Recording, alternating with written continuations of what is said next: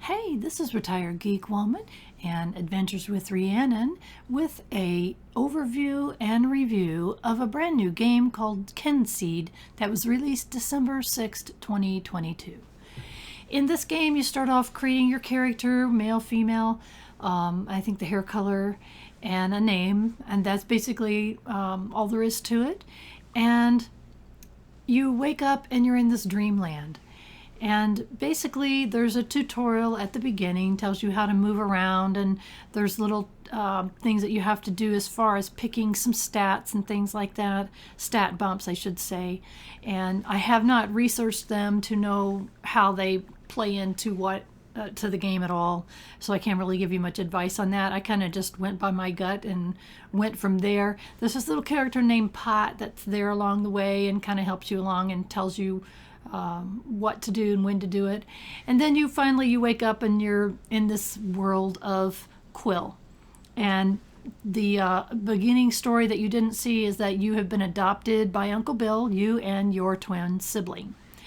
And between Uncle Bill and your twin sibling, they basically give you the tutorial of what to do and tasks and get you going in the game. As you can see, it is a beautiful RPG. It's got so much charm, eccentricity, and humor. It's one of the funnest games I have played in a very long time.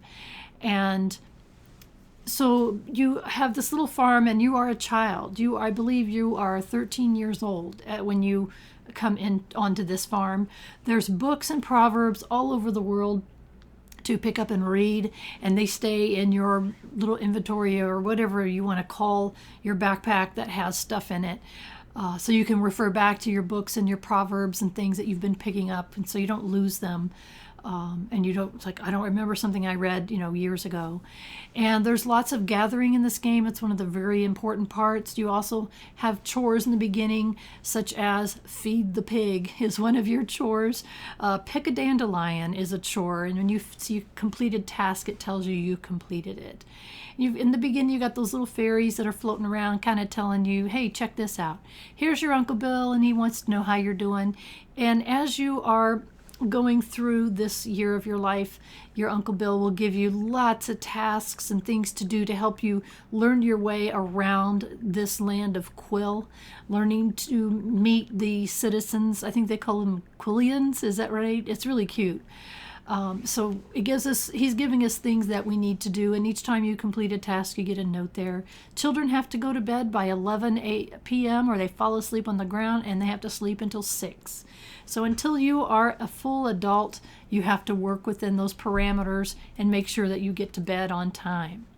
And then your very first night that you're sleeping there on the farm, you wake up in this really strange place. And it is a dream world of some kind, and you meet a very important character in this dream world that you're going to be seeing quite a bit of. And you will have to make some choices with this person. In this particular moment, there is a seed that you find, and it looks like this seed has to be planted. And so that's basically your dream, and you don't know much more about it. You can see there's a character in the back there. That's who you're going to be talking to. Fairweather is this character. And again, you're going to be talking with Fairweather quite often, but you're being told about this thing called a Kynseed, and he's telling you, I'm going to speak to you again.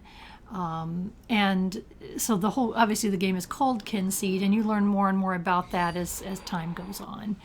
And so each morning when you wake up and you've done tasks that Uncle Bill has asked you to do, he pays you basically an allowance for doing that. So I now have 2 brass in my backpack, and it's the second day of summer in year number 1. I have 2 tasks today: pick a dandelion and feed the pig. And then above the head, you saw above the head of the sibling that I have, there is like a little asterisk, and that means I need to talk to that person. You can see I'm 13 years old, and as I have met people in town, it tells me a little bit more about them, how old they are, things they like, things they dislike, their stats, permanent stats. Temporary stats are from something they've eaten. and it just kind of gives you some information. So you kind of go along your merry way, going around the map. In this case, they have map stones that you click on and it opens up the map. I was told to come here and talk to this character named Twig. Twig is the master of fishing, and Twig will take you along the path of learning the skill of fishing, give you a fishing rod, give you tasks to do. And as you do those tasks, then your skills increase. So this is the first skill master that you meet, and you will be instructed to meet all of them as the game progresses. And we'll get a quick look at them. You can see here I completed Meet Twig, and Twig gave me a fishing rod. And you can see the tutorials telling me hit a certain key to see things, like I want to put my fishing rod in my menu taskbar, whatever you call it, my item bar, so that I can have a quick access to it. And he told me I can come down here to this fishing pond and catch so he was looking for a specific kind of fish. And again, it's just taking me right through the tutorial, telling me how to do things. So it's a pretty easy start to the game. And so once I caught the fish that Twig wanted, which was a pond lurker, I came back and gave the pond lurker to Twig, and now I have opened up this skill. It is no longer saying unlocked, locked, which is what it said below. And so Twig I wanted to leave the conversation here, because the conversation in this game between the player and the NPCs is absolutely hilarious. A lot of times it rhymes, sometimes it makes sense, and sometimes it makes no sense. One of the ways early on to make money, Uncle Bill had sent me down to this market, which he said is only here certain days. He told me to go down here and buy some seeds. Well, there's also an empty stand that I can open up and sell my own things. So I thought, well, let's come down here and try to sell some of these fish I've been catching. Fishing is probably one of my very favorite activities in this game, and I do a lot of it because it's fun. It's not stressful. Nothing about this game is really stressful except for the monsters that you have to see, and I'll show you those a little bit later. I don't care for them. I don't care for that part of the game. You can see the people are coming up to my stand, and my profit is going up. And when you see those orange stars above people's heads, that means I haven't met them yet. Another way to make money is to go to the general store or any of the other stores that are in the towns and sell the items that you have in your pack. I can see the shop has 25 funds, so I can't sell more than 25 brass worth of items. So that's another way to make some money. And Uncle Bill was very happy with me when I bought the seeds, and he says, now go plant them. The farm has plots that are pre-placed. You cannot change them or move them. You just plant things in, and then you water them and watch them grow. So I thought I was in this dream world, and I was told to go meet Merriweather. And Twig kind of directed me here, and it's like, okay, I don't know if this is a dream or exactly what this is. So now this Merriweather character that we kind of saw earlier is here now. And so he's kind of creepy, and I don't like his face. Looks like he's got teeth. I think he's got bunny ears, and he's got that nasty stab. He's just kind of creepy. But he's very, very important in this game. You will be talking to him often. Here he's telling me about the lineage of my family. He's talking about the Kynseed. And in this game, basically, you will start off playing as yourself or whatever. To me, I always play my own self. That's what I play in games. And you plant a Kynseed, and then you have opportunity to have a family. So you can get married. I think it's age 20. You can get married. You can have children after that. Whenever you reach a certain age, you are going to die, and your farm gets passed on to your chosen heir.